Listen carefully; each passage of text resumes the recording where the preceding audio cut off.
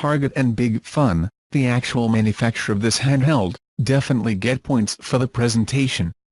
The beige unit is thick but light and comfortable to hold. And for something that costs $24.99, the color screen here is all you could ask for. The outstanding diskette is the game's power button, and there is also a speaker on its right that starts 8-bit audio without problems. The rest of the design is quite simple, with buttons to enter, yes/no, volume and a wagon key that you will use every time you want to stop to rest, hunt, exchange or know each historical stop along the way.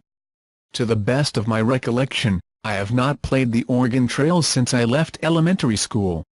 I have not tried any ROM, online versions or the recent remake inside Minecraft, which seems fun for a new generation of players. Also, my memory is not good enough to know exactly what route Oregon is. The consensus seems to be that it is closer to the MS-DOS version than to the Apple II, since you can walk freely while hunting. But as I pressed the big, loose buttons on this thick plastic laptop and made mission-critical decisions, I felt the familiar pressure of taking care of everyone in my group and the helplessness of seeing a random pop-up alert that someone had broken a limb or gotten cholera. It's a joke. This is the Oregon Trail we're talking about. If someone who does the walk with you does not die of dysentery, you are not getting the full experience.